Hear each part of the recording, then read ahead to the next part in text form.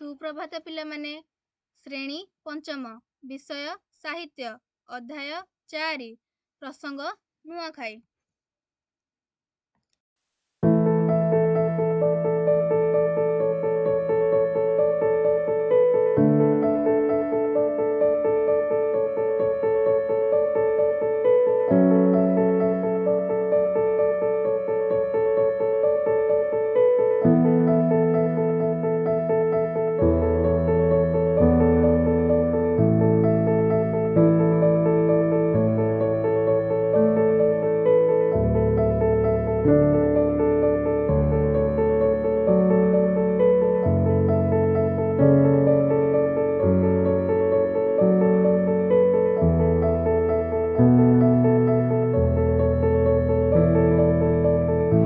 ସୁପ୍ରଭାତ ପିଲାମାନେ, ତୁମେ ସବୁ ଭଲ ଅଛ? ଆଜ୍ଞା ଦିଦି। ଆଜି ଆମେ ତୁମ ପଞ୍ଚମ ଶ୍ରେଣୀର ସାହିତ୍ୟ ବହିର ନୂଆଖାଇ ବିଷୟଟି ପଢ଼ିବା। ତୁମେମାନେ ଆଗରୁ ପ୍ରଥମ 3ଟି ଅନୁଚ୍ଛେଦରେ ନୂଆଖାଇ ପର୍ବ ପୂର୍ବରୁ କ'ଣ କ'ଣ କରନ୍ତି ତୁମେମାନେ ସେଇ ସବୁ ବିଷୟରେ ଜାଣିଛ। ଆଜି ଆମେ ତା ପରବର୍ତ୍ତୀ ଠାରୁ ଦେଖିବା ନୂଆଖାଇ ପର୍ବରେ ଲୋକମାନେ କ'ଣ କରନ୍ତି। ଆମେ ଆଜି ସେସବୁ ବିଷୟରେ ଆଲୋଚନା କରିବା। ଚାଲ ଦେଖିବା ଆଜି ଆମେ କ'ଣ ଶିଖିବା।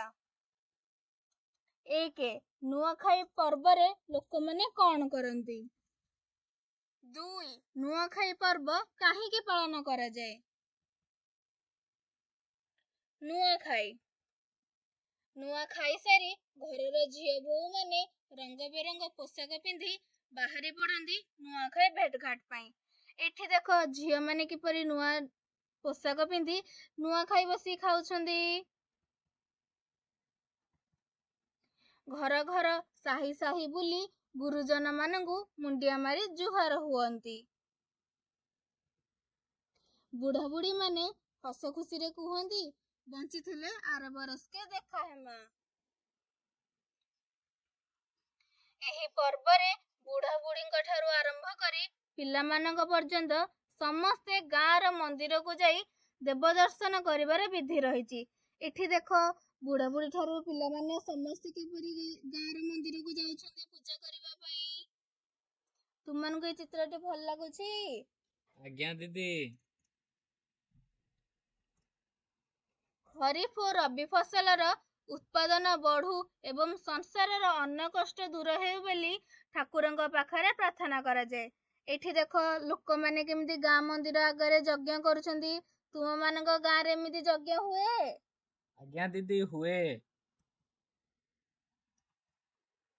ସଞ୍ଜ ନଇଁ ଆସିଲେ ଖେଳକୁଦ ମୌଜ ମଜଲିସରେ ସମସ୍ତେ ମଜିଯାଆନ୍ତି। ଏଠି ଦେଖ ଲୋକମାନେ ସମସ୍ତେ ସନ୍ଧ୍ୟାବେଳେ ଖେଳ ଖେଳୁଛନ୍ତି। ତୁମେମାନେ ସନ୍ଧ୍ୟାବେଳେ କିଛି ଖେଳ ଖେଳ କି? ଆଜ୍ଞା ଦିଦି ଖେଳୁ।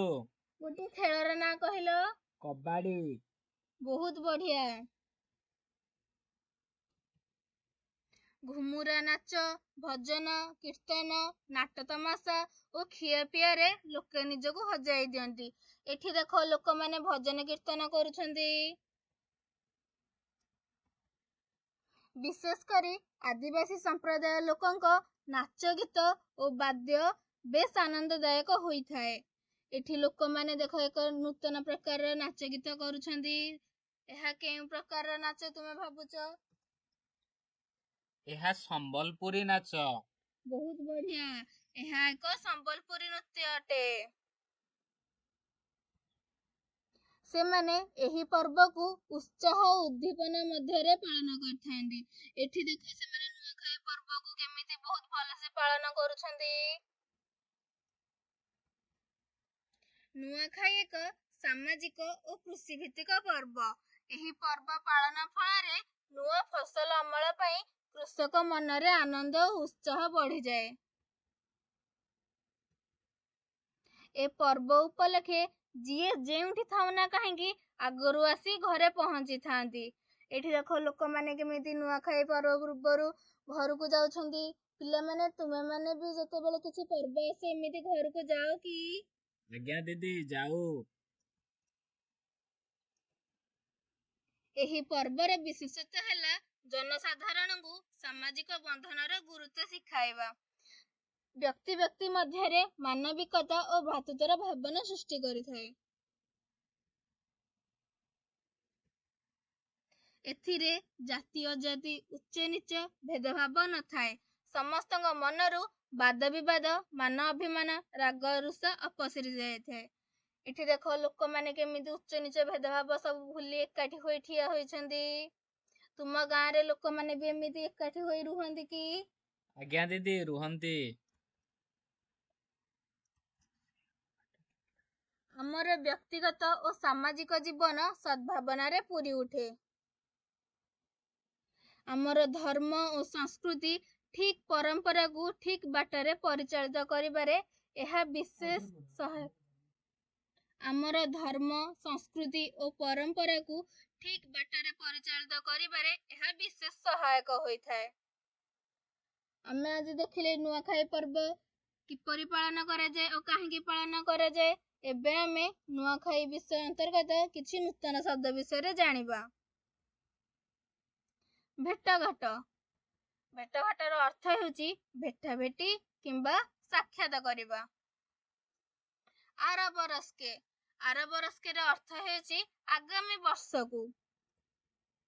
ଦେଖା ହେମା। ଦେଖା ହେମାର ଅର୍ଥ ହେଉଛି ଦେଖା ହେବା। ଉତ୍ସାହ। ଉତ୍ସାହର ଅର୍ଥ ହେଉଛି ଆନନ୍ଦ କିମ୍ବା ଆଗ୍ରହ। ଉଦ୍ଦୀପନା। ଉଦ୍ଦୀପନାର ଅର୍ଥ ହେଉଛି ପ୍ରେରଣା। ଏବେ ଆମେ ନୂତନ ଶବ୍ଦ ସବୁ ଜାଣିଲେ।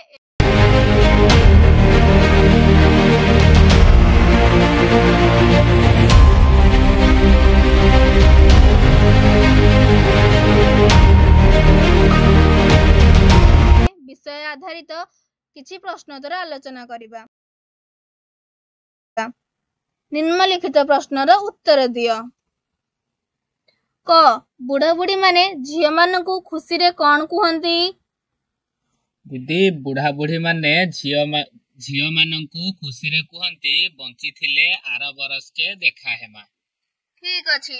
ବୁଢା ବୁଢୀ ମାନେ ଝିଅ ମାନଙ୍କୁ ଖୁସିରେ କୁହନ୍ତି ବଞ୍ଚିଥିଲେ ଆର ବରଷକେ ଦେଖା ହେମା।